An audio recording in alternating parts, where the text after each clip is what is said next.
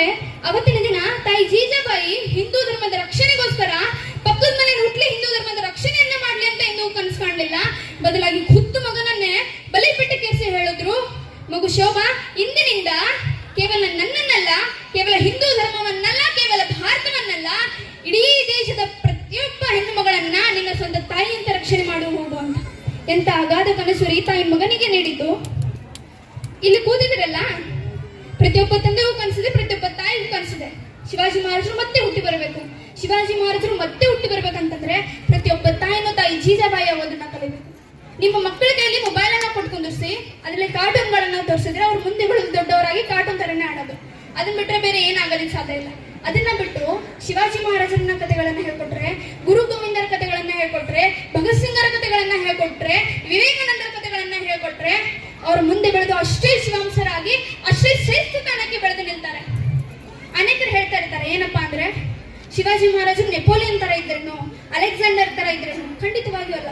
ಇವರೆಲ್ಲರನ್ನ ಮೀರಿ ಅತಿ ಶ್ರೇಷ್ಠ ಸ್ಥಾನದಲ್ಲಿ ನಮ್ಮ ಶಿವಾಜಿ ಮಹಾರಾಜರು ಇದ್ರು. ಯಾಕೆ ಅಂತ ಕೇಳಿದ್ರೆ, ನೆಪೋಲಿಯನ್ ಆಗಿರ್ಬೋದು, ಅಲೆಕ್ಸಾಂಡರ್ ಆಗಿರ್ಬೋದು, ಅವರೆಲ್ಲರೂ ತಮ್ಮ ಸ್ವಾರ್ಥಕ್ಕಾಗಿ ಹೋರಾಡಿದ್ರು. ತಾವು ರಾಜ್ಯಗಳನ್ನ ಗೆದ್ದು ಆ ರಾಜ್ಯದ ಮೇಲೆ ಆಧಿಪತ್ಯ ಸಾಧಿಸಬೇಕಂತ ಅವರಲ್ಲಿ ಸ್ವಾರ್ಥ ಇತ್ತು ಹೊರತು ಬೇರೆಯವ್ರಿಗೋಸ್ಕರ ಹೋರಾಡಲಿಲ್ಲ. ಆದ್ರೆ ನಮ್ಮ ಶಿವಾಜಿ ಮಹಾರಾಜರು ಹಂಗ್ ಮಾಡ್ಲಿಲ್ಲ. ಹಿಂದೂ ಧರ್ಮದ ರಕ್ಷಣೆಗೆ ಹಿಂದೂಗಳಿಗೋಸ್ಕರ ಹೋರಾಡಿದ್ರು.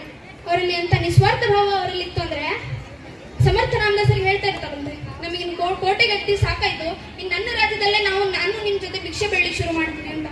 ಶಿವಾಜಿ ಮಹಾರಾಜರು ಒಮ್ಮೆ ಹಿಂಗೆ ನೆನ್ಸ್ಕೊಂತಾ ಇದ್ರಂತೆ, ಗುರುಗಳನ್ನ ನೋಡಿ ತುಂಬಾ ದಿನ ಆಯ್ತಲ್ಲ ಅಂತ.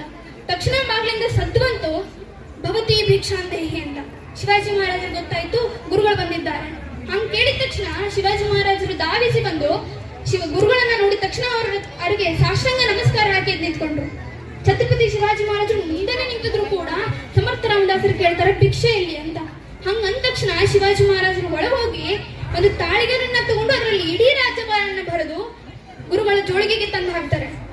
ಗುರುಗಳ ಜಾಗದಲ್ಲಿ ಬೇರೆ ಯಾರೋ ಇದ್ರು ಕೂಡ ಹೆಮ್ಮೆ ಪಡ್ತಿದ್ರೇನು, ಈಗ ನನ್ನ ಶಿಷ್ಯನಿಗೆ, ನನ್ನ ಇಂಥ ಶಿಷ್ಯನನ್ನ ಪಡೆದಿದ್ದು ಹೆಮ್ಮೆ ಆಯ್ತು, ಸಾರ್ಥಕವಾಯ್ತು, ಇಡೀ ರಾಜ್ಯಭಾರವನ್ನ ನನ್ನ ಕೈಯಲ್ಲಿ ಕೊಟ್ಟಿದ್ದಾನೆ ಅಂತ ಹೆಮ್ಮೆ ಪಡ್ತಿದ್ರೇನು. ಆದ್ರೆ ಗುರುಗಳು ಎಂದಿಗೂ ಆತನ ಮಾಡ್ಲಿಲ್ಲ. ಆ ಕೊಟ್ಟಿರುವಂತಹ ತಾಳಿಗರನ್ನ ತೆಗೆದು ಮತ್ತೆ ಶಿವಾಜಿ ಮಹಾರಾಜರು ಕೈಯಲ್ಲಿಟ್ಟು ಹೇಳಿದ್ರು, ಇವತ್ತಿನಿಂದ ಇದು ನಿನ್ನ ರಾಜ್ಯ ಅಲ್ಲ, ನನ್ನ ರಾಜ್ಯ, ನನ್ನ ರಾಜ್ಯವನ್ನ ಚೆನ್ನಾಗಿ ನೋಡ್ಕೊಂಡು ಹೋಗು ಅಂತ ಹೇಳಿದ್ರು.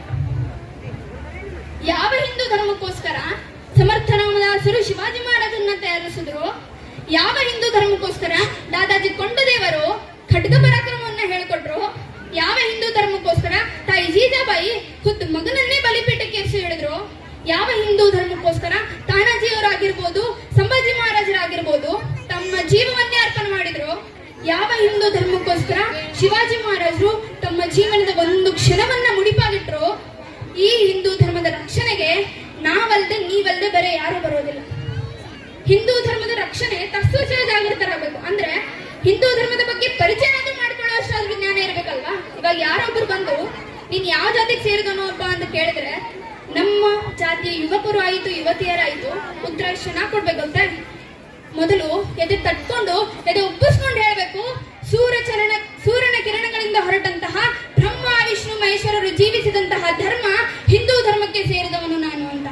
ಭಗವದ್ಗೀತೆಯಲ್ಲಿ ಶ್ರೀಕೃಷ್ಣ ಪರಮಾತ್ಮನ ಆದೇಶವನ್ನ ಪಾಲಿಸಿ ಬಂದಂತಹ ಧರ್ಮ ಹಿಂದೂ ಧರ್ಮಕ್ಕೆ ಸೇರಿದವನು ನಾನು ಅಂತ ಎದೆ ತಟ್ಕೊಂಡು. ಜೈ ಶಿವಾಜಿ.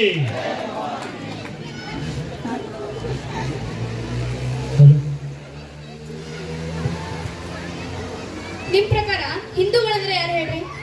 ಹಿಂದೂಗಳಂದ್ರೆ ಯಾರು ನಿಮ್ ಪ್ರಕಾರ? ದೇವಸ್ಥಾನದಲ್ಲಿ ಪೂಜೆ ಮಾಡಿದೆ ಅಂತ ಮಾತ್ರ ನೀನ್ ಹಿಂದೂ ಆಗೋದಿಲ್ಲ. ಹಿಂದೂ ಮನೆಯಲ್ಲಿ ಹುಟ್ಟಿದೆ ಅಂತ ಮಾತ್ರ ನೀನ್ ಹಿಂದೂ ಆಗೋದಿಲ್ಲ. ನಿಮ್ಮ ಅಡ್ರೆಸ್ ಅಲ್ಲಿ ಏನೋ ಒಂದು ಪಂಡಿತ್ ಅಂತ ಏನೋ ಒಂದು ಐತಂತ ನೀವು ಹಿಂದೂ ಆಗೋದಿಲ್ಲ. ಹಿಂದೂ ಯಾರಂತ ಕೇಳಿದ್ರೆ, ತಾನು ಹುಟ್ಟಿ ಬೆಳೆದಂತಹ ಈ ಭಾರತ ದೇಶವನ್ನ ಯಾರು ಮಾತೃಭೂಮಿ, ಪಿತೃಭೂಮಿ, ದೈವ ಭೂಮಿ, ಮೋಕ್ಷದಾಯಕ ಭೂಮಿ ಅಂತ ಆರಾಧಿಸ್ತಾರೋ ಅಂತ ಪ್ರತಿಯೊಬ್ಬ ವ್ಯಕ್ತಿನೂ ಹಿಂದೂ ಆಗ್ತಾನೆ ಅಂತ ವೀರ್ ಸಾವರ್ಕರ್ ಅವರು ಹೇಳ್ತಾರೆ. ನಾವು ಭಾರತೀಯರು, ನಾವು ಹಿಂದೂಗಳು ಗೋವನ್ನ ಮಾತೆ ಅಂತ ಪೂಜಿಸ್ತೇವೆ. ಇವಾಗ ನಿಮ್ನ ನೋಡ್ರಿ, ಹಳ್ಳಿಗಳಲ್ಲಿ ಮನೆ ಮುಂದೆ ಆಕಳು ಬಂತಂದ್ರ ರೊಟ್ಟಿ ಕೊಡ್ತೀರಿ, ಕುಂಕುಮ ಹಚ್ತೀರಿ, ಆರತಿ ಮಾಡ್ತೀರಿ. ಎದಕ್ಕಂದ್ರ ಆಕೆನ ದೇವರಂತ ಪೂಜಿಸ್ತೀರಿ. ಗೃಹ ಪ್ರವೇಶ ಇತ್ತಂದ್ರೆ ಆಕಿನ ಫಸ್ಟ್ ಆಕಿನ ಕರೆದು ಒಳಗ ಕುಂಕುಮ ಹಚ್ಚಿ ರೊಟ್ಟಿ ಕೊಟ್ಟು ಆಕಿಗೆ ಊಟ ಉಣಿಸಿ ಆಮೇಲೆ ನಂತರ ನಿಮ್ ಕಾರ್ಯಕ್ರಮಗಳನ್ನ ಚಾಲೂ ಮಾಡ್ತೀರಿ.